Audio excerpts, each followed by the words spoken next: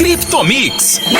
Oferecimento: o futuro do seu dinheiro está na Binance. Abra sua conta na maior e mais completa plataforma de criptomoedas do mundo. Acesse binance.com.br. Seja muito bem-vindo e bem-vinda. Esse podcast é para quem quer dar uma guinada na vida financeira e conhecer tudo sobre o universo das criptomoedas. Eu sou a Bru Aleman e tô com o Caco Grandino. E aí, Bru? Tudo bem? Tô bem, e você? Também, tudo certo. Vamos lá, então. E ó, Bru, começando do começo, então agora é a hora da verdade, né? Meu Deus. Então, vamos começar a investir em cripto, de fato? Vamos sim. Primeiro só o disclaimer, tá bom? Adoro fazer o disclaimer. Vamos lá. 2 disclaimers. Hoje eu não vim com um textão, eu trouxe 2 textões. Primeiro, vale lembrar todo mundo que o Bitcoin é uma das moedas mais populares quando a gente fala de investimento. Mas ela não é a única que você pode investir, tá? As altcoins são uma ótima alternativa para poder aumentar a diversidade do seu portfólio de criptomoedas. Então, quando você vai escolher suas criptomoedas, precisa considerar seu perfil de risco, tipo de análise que você vai fazer, utilizar, né, para poder escolher. Então, você precisa ver se vai ser técnica, fundamental, uma mistura de ambas e por aí vai. Um segundo ponto, meu segundo textão, Caco. O Caco tá prestando atenção no meu textão. Eu tô ouvindo tudo.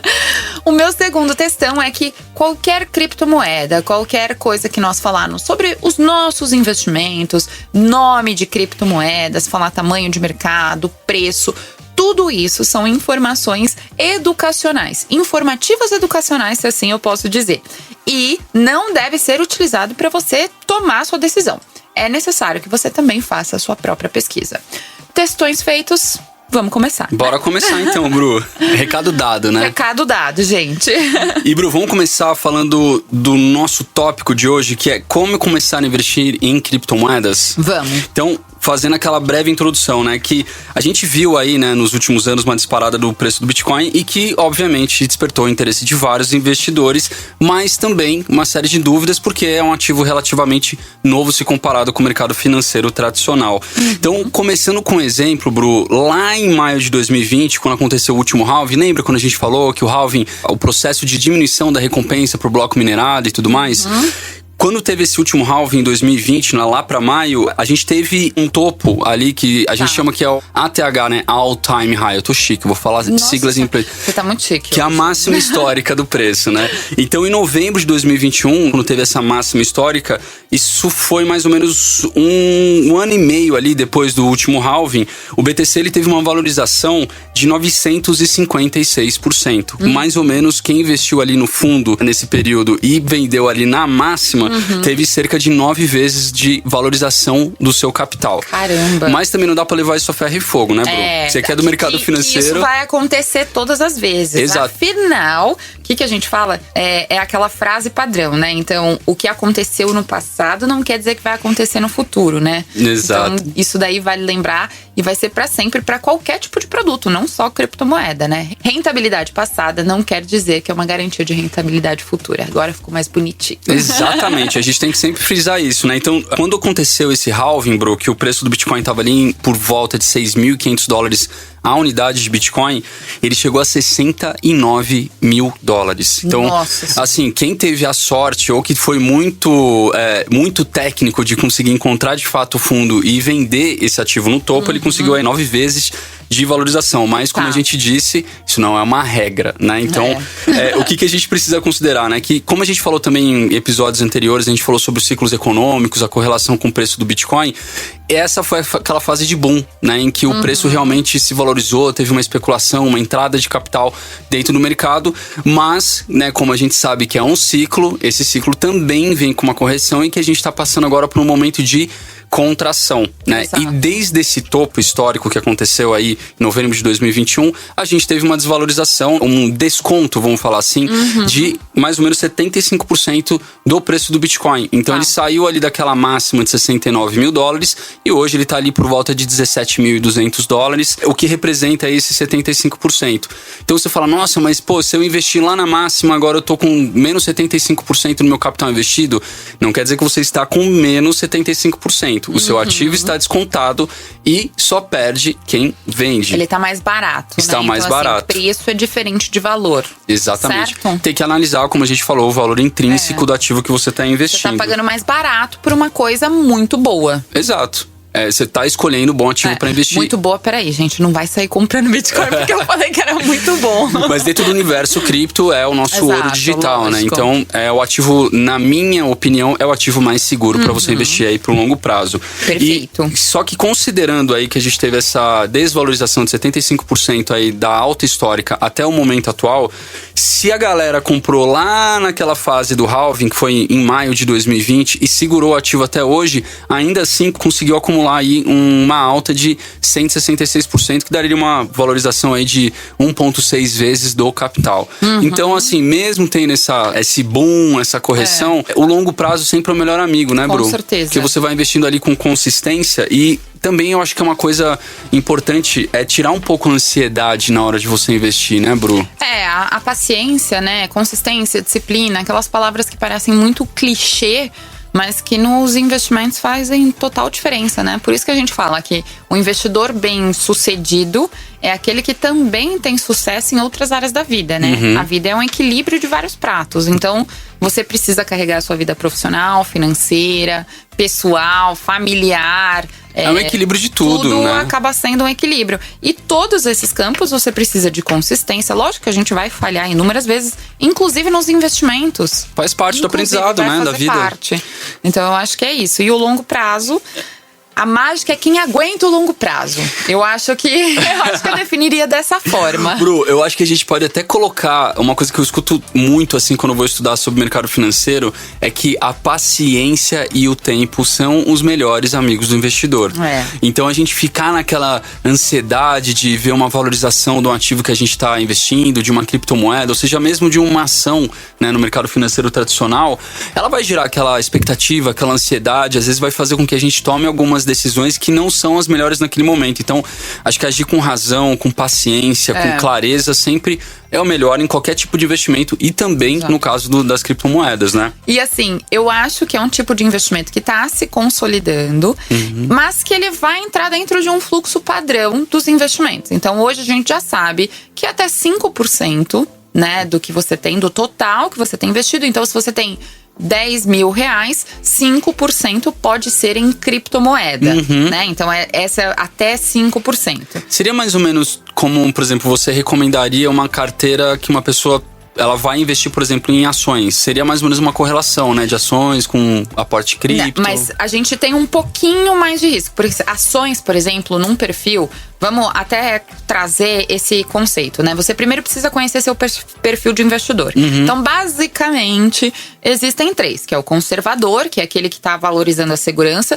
E, às vezes, ganhos mais previsíveis. E, às vezes, nem tanto rentabilidade. Porque a segurança do tripé é o que prevalece para ele. Sim. Você tem um moderado, que é aquele que vai dar um pezinho em todo tipo de investimento. E não vai ter uma concentração muito grande.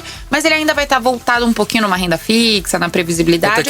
Mas ele quer arriscar um pouco. E tem o arrojado, que aí provavelmente vai ter uma carteira de ações maiores. Então, assim, a gente pode comparar com ações, mas ao mesmo tempo não pode. A gente pode porque são rendas variáveis, né? Sim. São produtos de renda variável. Então, nesse formato, a gente pode. O agressivo, ele vai ter um percentual maior de ações e provavelmente ele pode até chegar a 10% de criptomoedas. Mas o conservador, ele não tá pronto para essa imprevisibilidade. Sim. Para esse sobe e desce. Então, a indicação seria 2%. No moderado, você aumenta para 5%.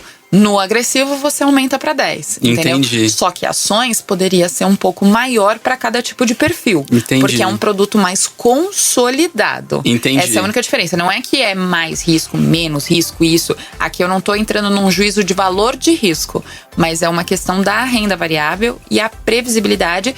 e já a consistência aqui dentro do mercado. Entendi. Entendeu? Então, vamos supor que eu sou um investidor agressivo, eu quero alocar, sei lá, 10% do meu capital em renda variável, isso considerando ações provavelmente e você vai colocar até criptomoedas. mais. Eu Vai hoje colocar- eu tô um pouquinho mais. Não, um agressivo deve ter provavelmente em renda variável pelo menos 50%. Eu tô, assim, falando em renda variável, hoje a minha carteira tá mais ou menos em 20, mas é o Conrado assumindo risco, não tenho filho, não tenho dívidas, então posso me expor um pouco mais ao risco e também que eu tenho estudado bastante sobre o mercado. Então, por exemplo, se eu sou um investidor agressivo, quero colocar lá 20% da minha carteira em renda variável.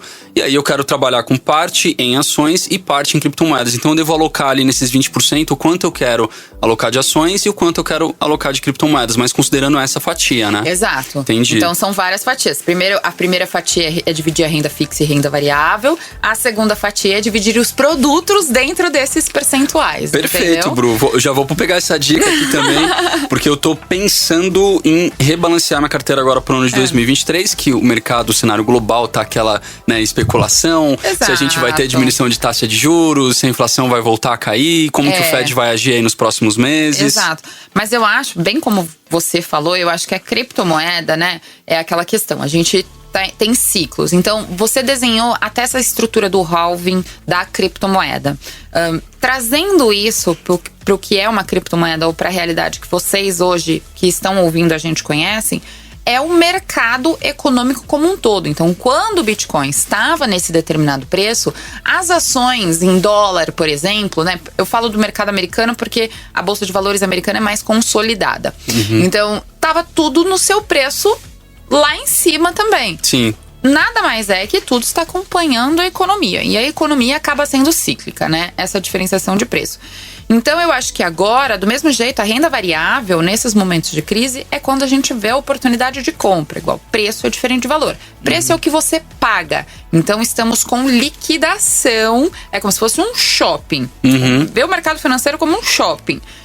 Baixou o preço, aqueles ativos importantes, aqueles produtos importantes que estão custando mais barato para você. Sim. Você está comprando uma coisa relativamente que você estudou, você acredita naquele negócio e que você quer comprar com um potencial de crescimento. E tem valor isso que a gente intrínseco, ganha, né? Um valor intrínseco. E seria talvez a mesma... Talvez não, seria uma correlação também com o que está acontecendo agora com o Bitcoin, né? Que a gente está com um preço descontado.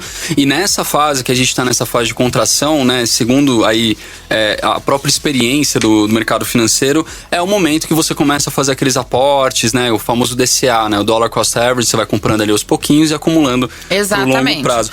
E a criptomoeda não vai fugir muito disso, né? Definindo para quem acabou de chegar, então não viu ali os nossos primeiros desses, a gente vai fazer esse guia completo aí do que é criptomoeda. Então a criptomoeda nada mais é do que a moeda digital, né? Então, o que é esse bendito 5% da minha carteira?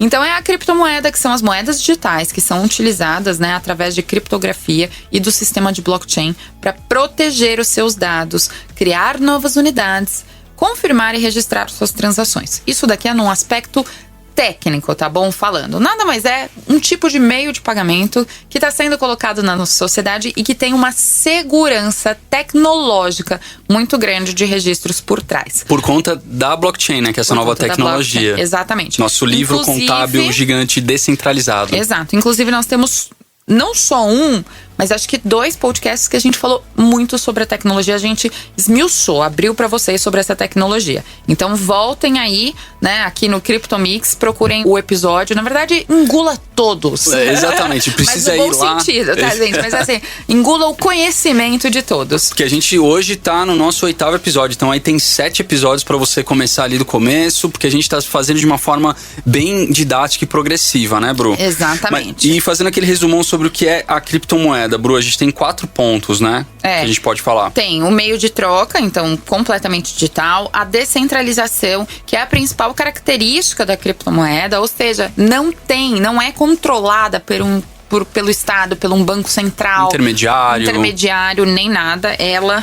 manda nela mesma.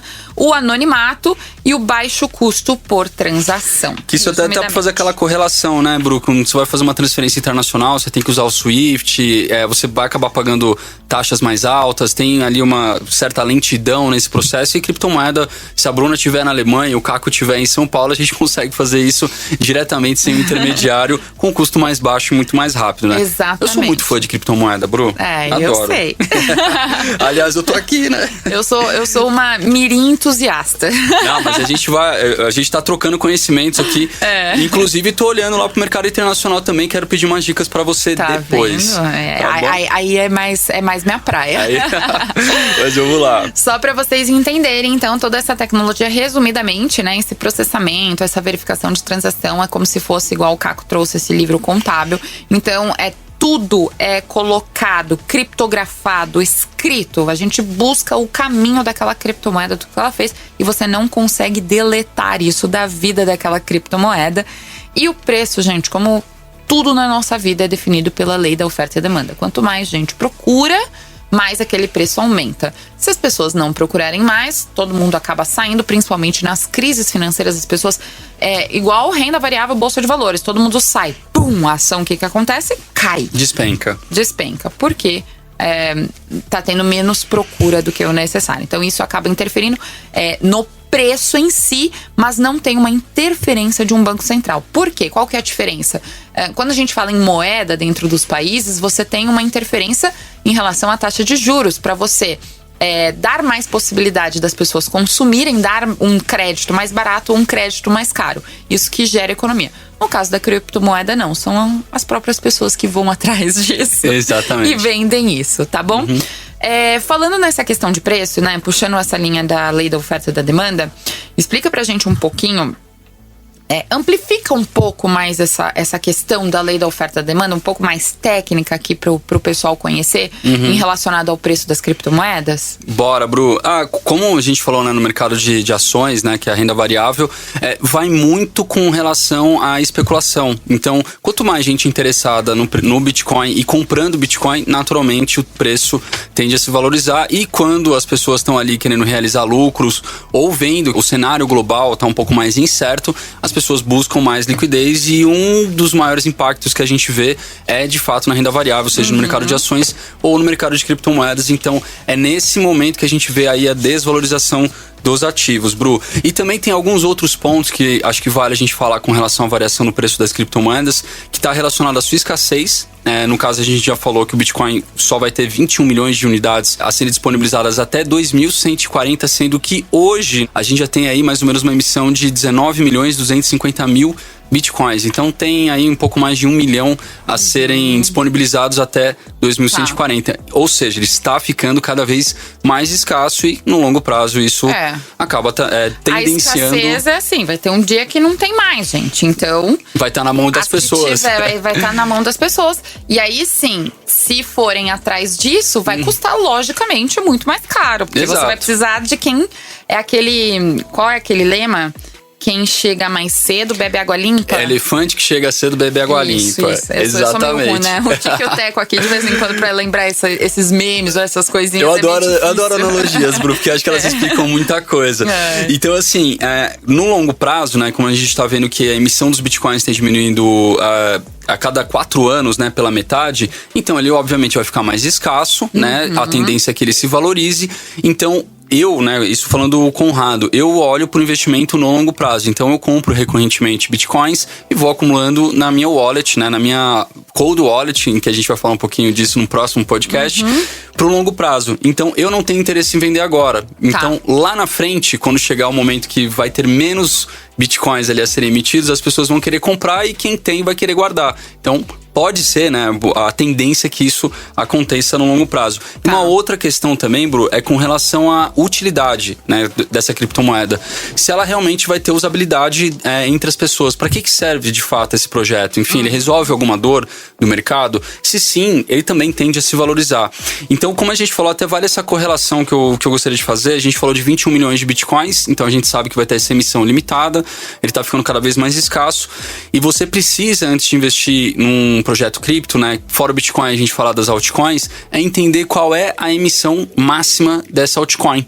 né? Porque tem altcoins, por exemplo, como meme coins, algumas delas têm emissão ilimitada. Então, como é que você vai conseguir ter uma previsibilidade de preço se essas criptos não vão parar de ser emitidas no longo prazo? Vai estar para sempre disponível. Exatamente. Então, ela tem uma emissão infinita. Então, você não consegue entender se isso vai ter algum valor no futuro. Então, fique muito atento a isso. Resumidamente, então, o que varia o preço das criptomoedas tem um ponto que é o projeto, né? Então, a gente falou muito do Bitcoin, mas se você for escolher uma outra criptomoeda, olhe o projeto por trás. Exatamente. Né? Em segundo, a escassez. Exato. Né? Então, se ela foi limitada, o que ela me gera? Exatamente. Se eu não vou ter uma coisa que todo mundo pode ter, né? E a questão da utilização, que daí a gente já tem, o que está trazendo bastante disso é o fortalecimento, na verdade, fortalecimento de um lado, né, das criptomoedas, por conta do desfortalecimento, no meu aportuguesado, de alguns governos, por exemplo, que sofrem com seu dinheiro, papel moeda relacionado à inflação. Como a gente viu lá o caso da Argentina, que o próprio presidente já sugeriu que o Bitcoin pode ser uma fuga contra a inflação. E até essa questão dos governos começarem a utilizar, responde a uma outra pergunta, né, que geralmente as pessoas têm, é para que ela serve. Então, assim, no futuro, a utilização dela é realmente de um modo muito semelhante do dinheiro em espécie. Existem empresas que já aceitam, existem governos que já aceitam por conta dessa questão de inflação, mas, como nós falamos no começo desse podcast, é um crescimento e fortalecimento das criptomoedas, aceitação do mercado, e conforme ela está sendo colocada, várias outras coisas a gente vai poder comprar. Lógico que depende de cada país, depende de cada empresa, depende de qual meio de pagamento que está sendo implementado. Mas a gente já vê aí muitas outras, né? Então, tem moedas digitais pela Microsoft, pela WordPress, pela Wikipedia, né? Então, a Tesla, num determinado momento, também já aceitou Bitcoin ali num tempo, né? E também estuda como consolidar isso. Então, a gente vê que já está praticamente no dia a dia. É a adesão, né? A aderência mesmo do mercado cripto. Agora, vamos falar sobre, né? A gente conversou bastante, a gente acaba falando muito sobre Bitcoin. Eu vou fazer um top aí de baixo para cima. Tá bom? Vamos ver quantos eu tenho aqui. 1, 2, 3, 4, 5, 6, 7. Eu tenho 7. Perfeito. Pode ser? Lógico. Eu vou fazer um bate-bola aqui com você. Fala rapidamente pra gente, tá? Em relação a essas criptomoedas, pro pessoal entender. São algumas das principais, tá? Válido aquele disclaimer, tudo que a gente falar aqui. Você não me vá comprar todas essas 7, pelo amor de Deus. Vai estudar antes. Vai estudar. Exatamente. Entendeu? E pra isso a gente recomenda lá o CoinMarketCap, que monitora ali todo o universo cripto, os projetos. E você vai ter acesso ao site, aos fóruns de discussão, ao white paper, ao tokenomics, enfim, tudo que você precisa saber antes de começar a investir. Exatamente. Vamos lá. 7º lugar. Polygon, o Matic. É Polygon mesmo, Matic. Bru, o projeto da Polygon ele é muito interessante porque ele é um Layer 2. Ou seja, ele é uma blockchain que consegue transacionar os tokens que são da rede Ethereum. Então ele dá mais escalabilidade e consegue também reduzir taxas com isso. E falando assim em questões de mercado, hoje existem 8,7 bilhões de Matics que já foram emitidas, né? E aí vale a galera entrar lá no CoinMarketCap para entender a emissão máxima, como funciona também, né, esse processo de emissão de novos tokens. E hoje tem um valor aí de capitalizações de mercado de 6,8 bilhões de dólares. É dinheiro, hein? Ai, que grande. Eu tô bem com isso. 6º lugar, Cardano ADA. ADA Cardano, também é um projeto muito interessante, Bru. É uma blockchain que foi criada para desenvolver contratos inteligentes. E falando um pouquinho, a gente vai ter um episódio sobre isso, mas dando aquele spoiler. O que são contratos inteligentes? São programações, né, que você cria aplicações descentralizadas dentro do protocolo. Então, você estabelece uma regra e o contrato inteligente executa essa regra. Não vou me aprofundar, porque a gente vai falar especificamente disso. Mas a ADA tem um negócio muito interessante, que é a revisão por pares. Ou seja, todas as implementações da blockchain da Cardano nunca vão diretamente para o usuário. Ela é desenvolvida e aí ela é passada para um outro time de desenvolvedores para que eles revisem tudo que foi feito ali e que tenha certeza que não tem nenhum tipo de falha, nenhum tipo de erro antes de implementar. Então isso limita muito qualquer falha do protocolo, né? A gente tá falando de segurança que o universo cripto traz por conta da blockchain. Então acho que isso é um ponto interessante também que valoriza bastante o projeto da Cardano. Em quinto lugar, eu vou falar só a sigla dela, XRP. XRP. Gente, eu não consigo, ó.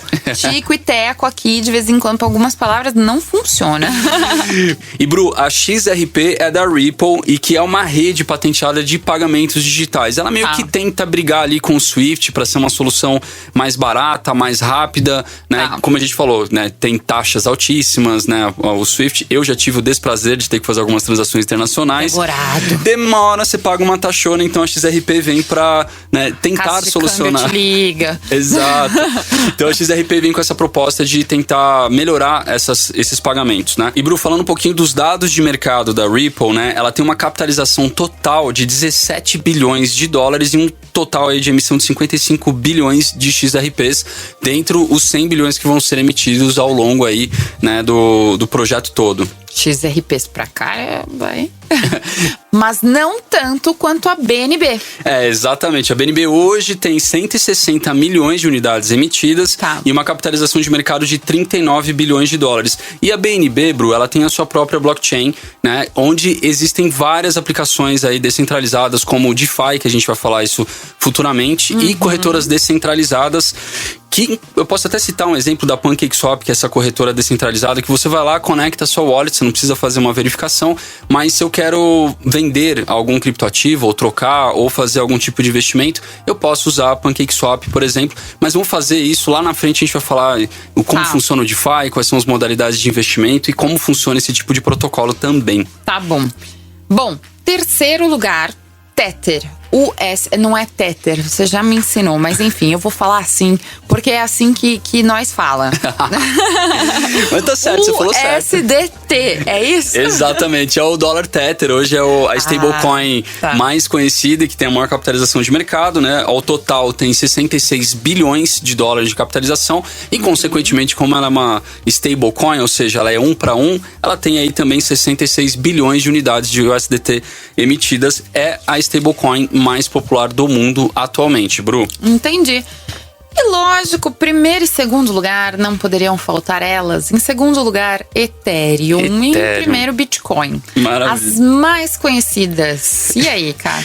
A Ethereum, Bru, ela é uma blockchain que ela foi desenvolvida... Na verdade, ela foi a primeira blockchain desenvolvida para implementação de contratos inteligentes, que a gente falou um pouquinho aí sobre até mesmo o protocolo da Cardano e também da BNB. A Ethereum, ela surgiu pelo Vitalik Buterin, que teve um determinado momento ali que ele propôs uma alteração no código de Bitcoin justamente para propor à comunidade que fossem criados contratos inteligentes na rede do Bitcoin. E como, né, por votação, a comunidade não aprovou essa implementação, o Vitalik desenvolveu o Ethereum, que hoje ocupa aí mais ou menos, né, dentro do mercado de DeFi, né, que são essas aplicações descentralizadas de corretoras que você consegue transacionar ali diretamente. Hoje ela tem mais ou menos 50% do mercado de DeFi, o que é muita coisa, Bru. É um mercado que ali tem uma capitalização gigantesca e que a Ethereum veio com essa implementação, com essas soluções, e tudo que a gente fala de contratos inteligentes, outros protocolos, vem com base no desenvolvimento da Ethereum, como exemplo, né? Como é um código aberto, você consegue entender como funciona esse protocolo, e aí uma da Cardano faz as suas implementações, as suas melhorias, e por aí eles seguem adiante. E essa é uma das vantagens, né, de investir em todas essas criptomoedas, essa clareza que a gente consegue ter e todas as informações. Praticamente é um sistema aberto, né? Exatamente. E aí, falando um pouquinho do nosso segundo lugar em relação à capitalização de mercado, hoje o total de capitalização é de 148 bilhões de dólares, né, segundo o CoinMarketCap, e a gente tem um total aí de 122 milhões de Ethers emitidos até o momento, Bru. E falando do nosso número 1, que é o nosso famoso Bitcoin, a gente já falou, tem mais de 19 milhões de unidades emitidas no momento e um total de capitalização de mercado de 322 bilhões de dólares. Caramba, dinheiro pra dedéu, né? É muito mais. Muito. Tudo é muito no Bitcoin. Exato. É muita emoção também pra poder investir. Exato. Bom, eu vou puxar aqui agora, a gente vai mudar um pouquinho, mas não mudando muito de assunto para você continuar acompanhando aqui esse guia completo que nós estamos colocando nesse podcast, que são as vantagens de você investir em criptomoeda. Resumidamente, são, questões super bacanas, a gente repete pra caramba aqui. Em primeiro lugar, rapidez e liberdade de pagamento. Então, como você não tá, né, igual o Caco até comentou, Swift, né? Swift nada mais é que você fazer uma transação internacional que você precisa de intermediários para fazer isso. Rola um processo. E esse processo rolam pessoas e rolam empresas. E tudo demora um pouquinho, né? E daí um te liga, daí mesa de câmbio, daí você precisa fazer, daí você precisa aprovar, você precisa assinar, você precisa fazer isso.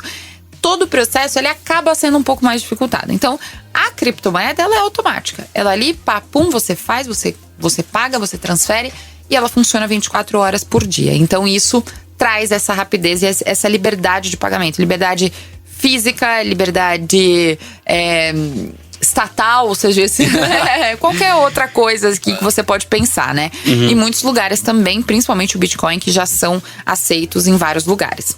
Em segundo lugar, também, taxas baixas, né? A gente tem muito produto de investimento muito bom, ou transações muito boas, né? Porém, a gente tem que pagar por isso. Exato. Né? Vídeo cartão de crédito em dólar. Você gasta o seu cartão de crédito no Brasil em dólar, é 6,38 de IOF aqui, ó. Pá! Sem chororô.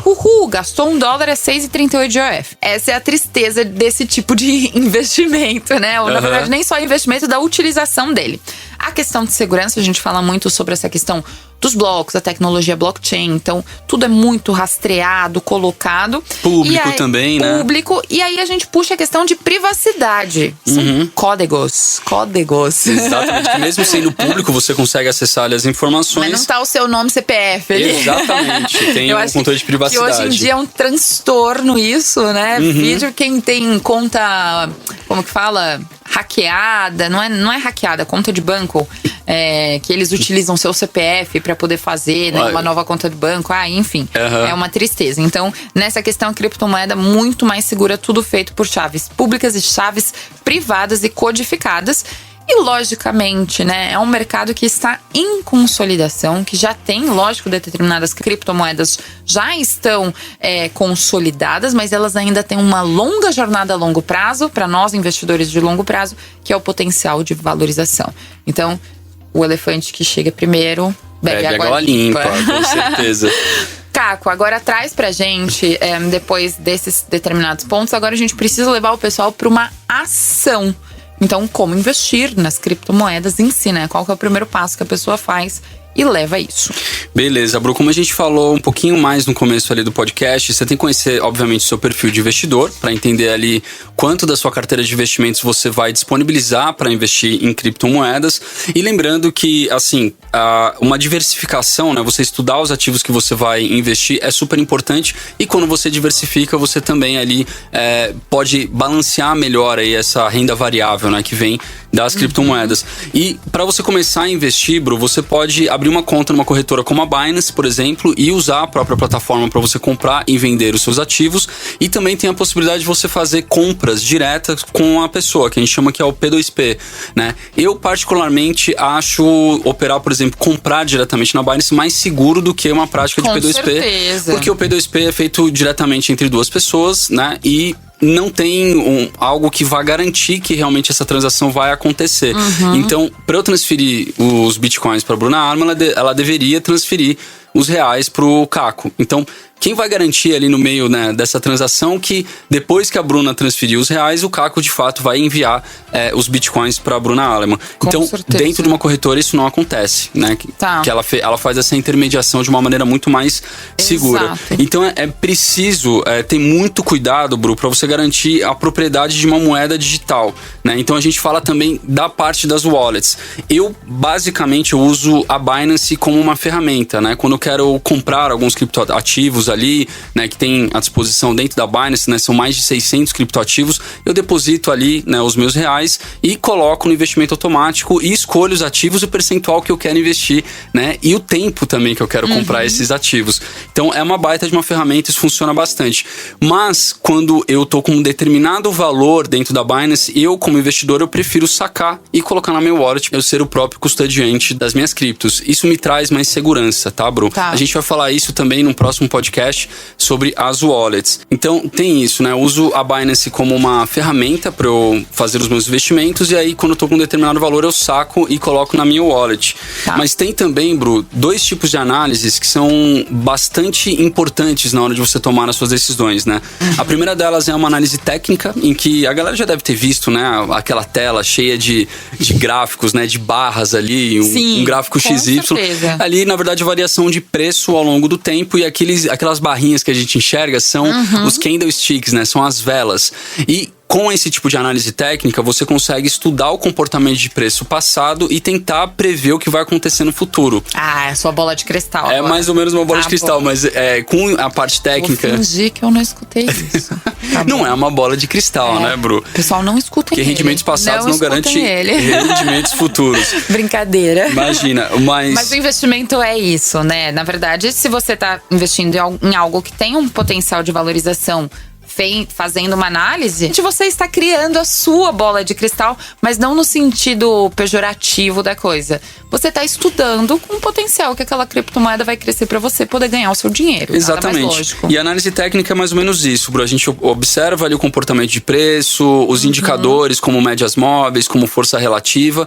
E aí, estudando o que aconteceu no passado, a gente tenta prever o movimento futuro. Tá. Então eu diria que isso é o que a gente chama de trade, né? Que é uma modalidade que a galera vai ali trabalhar no curto e no médio prazo, né? Vai fazer o day trade, que é comprar e vender no mesmo dia, ou um swing trade, que é quando você compra e vende ali em mais de um dia, uma semana ou alguns dias. Então tem essa modalidade. E tem a análise fundamental, que você vai considerar vários outros fatores. Ai, amo. Estudos. Eu gosto muito da análise fundamental. Que você vai ver, de fato, para que serve esse projeto, quem tá por trás dele, qual é a dor que esse projeto resolve, como que tá o mercado, né, econômico global, como que tá o cenário como um todo. Então você começa a analisar outras coisas a não ser o preço de tela para tomar uma decisão, né? E aí eu falo, né, por experiência, né? Isso é como o Conrado enxerga os seus próprios investimentos. Eu vou mais do lado da análise fundamental e pensando no longo prazo. Eu não fico muito preso ao preço de tela, né? Que seria mais ou menos como você faz uma análise técnica. Entendi. Eu olho aí para 10, 15 anos para frente aí dos meus investimentos de cripto. Então, eu acho que seriam essas dicas aí para você começar a investir em criptomoedas, Bru. Na verdade, eu traria, se a gente trouxesse para um passo a passo, eu acho que esse último ponto que você falou, que é o mais importante, é o que eu mais gosto, o passo 1 seria, estude muito sobre esse ativo. Sempre, né, Bru? Então estude o que tá por trás, qual que é esse universo do mercado de criptomoedas, como essa criptomoeda funciona, dá uma olhada nas análises. Hoje em dia tem muito analista super especializado e bom, não enviesado. Tem, por exemplo, também o blog da Binance, né, que tem todas as informações, tem guias para vocês. Então, dá uma olhada, comece com as principais criptomoedas. É muito mais fácil você começar com as principais, que já tem um determinado histórico de consolidação em andamento, como Bitcoin, Ethereum, ADA, BNB, todas essas que nós falamos por aqui. Entender quais são essas melhores, por exemplo, o metaverso, que é uma das tecnologias que estão surgindo e tudo mais. Então, tudo isso você precisa verificar, levar em consideração para se certificar que está por dentro ali do tema antes de aplicar o seu dinheiro. E o passo 2, Bru, é abrir a sua conta na Binance, que é a maior e mais completa corretora de criptomoedas do mundo. E a gente tem aquela nossa parceria gostosa, Bru, que a galera que abrir a sua conta na Binance e usar o nosso cupom CryptoMix já vai ter aí 20% de desconto nas taxas de negociação em todos os pares. Adoramos! E falando do passo a passo, Bru, pra galera abrir a sua conta na Binance, é simples, primeiro você vai aí no seu navegador, digita radiomixfm.com.br/CryptoMix, aí você vai lá no topo do site, vai ter um banner escrito Crie a sua conta, aí você clica nele. Aí quando você clicar nele, você vai colocar ali algumas informações, né, que a Binance vai te pedir, vai escolher o tipo de credencial que você quer usar, se você quer criar a sua conta usando o seu Gmail, o seu Apple, o seu e-mail, o telefone, tanto faz, tá? Feito isso, você vai incluir as informações que a Binance vai te pedir, incluir o nosso cupom de desconto CryptoMix, e aí você vai aguardar a sua conta ser aprovada, você vai receber ali uma notificação no e-mail e pronto, você já pode começar a investir na maior e mais completa corretora de criptomoedas do mundo, né? Falei bonito. Falou bonito, agora eu quero ver você falar mais bonito ainda. Vamos lá. Porque você vai lembrar muito bem sobre a sua primeira compra de cripto na Binance. E Bru, para você fazer a sua primeira compra de cripto na Binance, você vai entrar ali na página inicial, né? Vai clicar no canto direito em registrar, vai ali colocar suas credenciais, considerando que você já abriu a sua conta, ela já foi aprovada. Sim. E aí você vai estar dentro do ambiente da Binance. E a maneira mais fácil, Bru, de você começar a comprar criptomoedas é transferindo com Pix ou TED para Binance reais. Então você vai transferir de uma conta bancária do mesmo CPF que você cadastrou na Binance, aí você transfere lá os seus reais e aí você vai naquela ferramenta que vai ter ali do converter. E é a maneira mais simples, né? Você vai simplesmente converter reais na criptomoeda que você quer e pronto, vai estar ali dentro da sua wallet, spot dentro da Binance. Simples, né? Muito simples. E quem tiver dúvida também, você pode consultar o Guia Binance para iniciantes, para ter todas as instruções de qualquer tipo de método ali para compra, venda, né? Porque existe um outro método também, você pode transferir as suas moedas fiduciárias para conta bancária, para ativo digital, enfim. E a Binance acho que ela aceita, se não me engano, 43 moedas fiduciárias diferentes. Exato. Então, não importa o lugar do mundo, você vai conseguir usar a Binance. Se ficou complicado, pode ir lá, Guia Binance para iniciantes. E lembrando também que qualquer dúvida aqui que gerar durante o nosso podcast, você pode entrar no academy.binance.com/pt, que lá tem todo o conteúdo que a gente está trazendo para vocês no CryptoMix, inclusive um glossário aí de palavras que a gente sabe, né, Bru, que tem muita palavrinha complicada, que tem aquela pegadinha, então fica aí a dica pra galera acessar e tirar suas dúvidas lá no Academy. E o passo 2, Bru, que é importante a gente sempre frisar: não coloque todos os seus investimentos em cripto, tá? Faça uma diversificação, estude bastante, mas assuma o risco que você pode assumir, né? A gente tá falando de renda variável, então a gente sabe que tem que ter ali um certo cuidado na hora de você começar a aportar nesse tipo de ativo, né? Exatamente, daí eu vou até complementar, né? Que é aquele percentual que eu falei já aqui, inclusive nesse podcast, sobre o quanto que você precisa ter. Olha o seu perfil do investidor e veja o percentual ideal. Tá começando, é muito conservador? 1 a 2% é o ideal, porque você ainda é novo nesse assunto, você vai entender como funciona, você vai entender ali no dia a dia a volatilidade, você vai querer olhar todo dia até que você vai começar a desencanar, vai olhar uma vez por mês. É um processo mental, emocional e financeiro, tá bom? Agora, Caco, um desafio aqui, bem legal, o último passo é o pessoal acompanhar os índices das cotações, tá? Sim. Os índices financeiros, por exemplo, quando a gente investe na Bolsa de Valores, você tem aqui no Brasil o Ibovespa, que mede mais ou menos como as principais empresas da Bolsa de Valores do Brasil estão. Nada mais é do que, basicamente, está representando o mercado brasileiro na Bolsa de Valores. Aí você tem, por exemplo, o S&P 500, as maiores empresas, né, dos Estados Unidos, e que também vai muito em linha com a economia americana está funcionando. E existe também o das criptomoedas. Vamos bater 1 a 1 aqui? São 1, 2, 3, 4, 5. Vamos falar pessoal? Bora. Eu falo um, você fala outro? Bora. Então vamos lá. Índice de Bitcoin dos contratos futuros da Chicago Mercantile Exchange, CME. Isso, aí a gente tem o Nasdaq Crypto Index, que a sigla é NCI. Então, se você procurar aí no TrendView, digita NCI que você vai ver esse índice aí para você acompanhar. Perfeito. Índice S&P Bitcoin Index. E aí a gente tem o S&P Ethereum, falei no chique, S&P Ethereum Index. É que eu tô estudando inglês, né, Bru? Você tá muito internacional hoje. S&P, o último, né? S&P Crypto Mega Cap Index. Exatamente. Combinado? Deem uma olhada nesses índices, eles são a principal referência porque eles acompanham as cotações, igual eu comentei. Bom, agora vamos resolver algumas duvidazinhas, assim, finais, pra gente poder ir pro finalzinho do nosso podcast, Caco? Vamos nessa, Bru. Então, vamos lá. A primeira coisa, essa daqui acho que eu vou precisar de uma ajuda sua. Manda. Você é meu universitário nesse sentido e eu sou sua em outros sentidos. Vamos lá. Bitcoin ou altcoin, Caco? Olha, assim, como ativo mais consolidado, o Bitcoin, obviamente, pra mim, né, Conrado, é a opção mais segura de investimento e é onde a maior parte da minha carteira tá alocada. As altcoins, né, hoje no CoinMarketCap a gente tem mais de 22 mil projetos cripto listados lá, então tem uma variedade muito grande, você precisa entender qual é a finalidade de cada coisa, quem tá por trás do projeto. Tá. Então, altcoins eu considero que é pra você diversificar a sua carteira de criptomoedas. Então, tenta alocar ali um percentualzinho que você se sente seguro e em projetos que você realmente estudou e sente confiança para o longo prazo. Então ela é uma opção além do Bitcoin para você poder compor a sua carteira de criptomoedas. Entendi. Eu gostei disso, porque isso na verdade é uma diversificação dentro das criptomoedas, Exatamente. né? Quando a gente estava desenhando a carteira, que eu falei, divida a sua carteira entre renda fixa e renda variável. Dentro daquilo, você ainda vai dividir em produtos. Então, quer dizer, a renda fixa você não vai colocar só num CDB. Não, um tem CDB vários tipos de renda fixa. Num risco só, né? Então, quando você for dividir de renda variável, divida entre ações, fundo de ações, fundos imobiliários, exterior.